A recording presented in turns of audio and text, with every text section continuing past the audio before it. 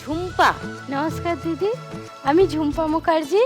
আমি হাওড়া সাকরাইল থেকে আসছি। আমি সাইকেলে করে পাড়ায় ঘুরে ঘুরে এই ব্লাউজ, কুর্তি এইসবের ব্যবসা করি।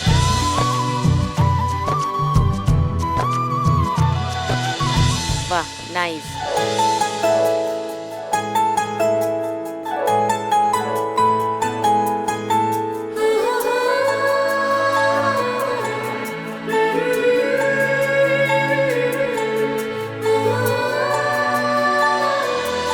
সবাই টাকা দেয়?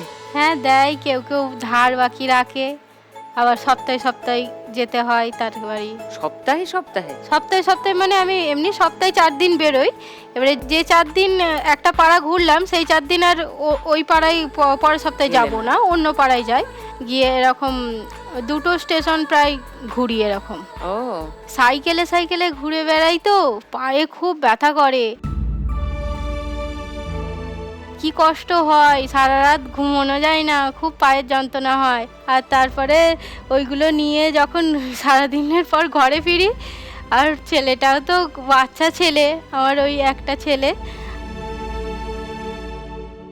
আর আমার দাদা এসছে সঙ্গে, আমার হাজব্যান্ড এসছে। ওকে দেখে মায়াও লাগে যে সারা দিনটা গোটা পাড়া পাড়া ঘুরে ঘুরে কেটে যায়, ছেলেটা মাকে দেখতে পায় না।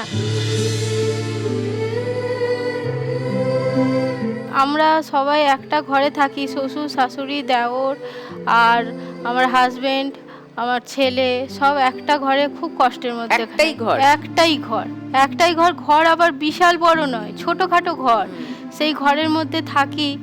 একটা জায়গা থেকে লোন নিয়েছি, নিয়ে একটা ঘর বাঁধার একটা করছি, প্ল্যান করছি। আমার হাজব্যান্ড ওই ওষুধের দোকানে কাজ করে, আর সকালে বাড়ি বাড়ি দুধ দেয় আর পেপার দেয়। তোমার ঘরের ছবি দেখাই সবাই।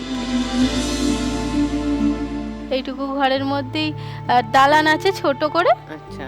সেই দালানেতে আমার শ্বশুর শাশুড়ি আর কি থাকে, আর ঘরে আমরা থাকি।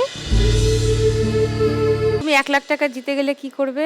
1 লাখ টাকা জিতে গেলে ম্যাম আমি প্রথমেই, এই যে পায়ে ব্যথা করে সাইকেল নিয়ে ঘুরে ঘুরে, খুব অসুবিধা হয় আমার, ওই জন্য যদি একটা স্কুটির ব্যবস্থা হয়, তাতে দুদিকে মালটা ভালোভাবে নিতে পারবো। 1 লাখ টাকাটা যদি হয়, আমি এইগুলো করতে চাই, আমার এই জিনিস তুলতে চাই।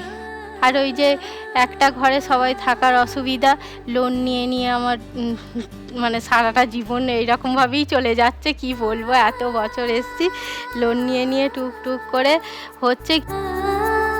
আমি যদি ওই ঘরটা কমপ্লিট করতে পারি কিছু টাকা দিয়ে, তাহলে খুব সুবিধা হয়। মানে ছাদ ঢালাই না করতে পারলেও টালির ছাউনি হলেও একটা ঘর, একটা এক্সট্রা স্পেস হবে, একটা সবার জন্য ঘর হলো আমার। দেখুন লাখ টাকার লক্ষ্যে লাভের সম্পূর্ণ এপিসোড সান বাংলার ইউটিউব চ্যানেলে।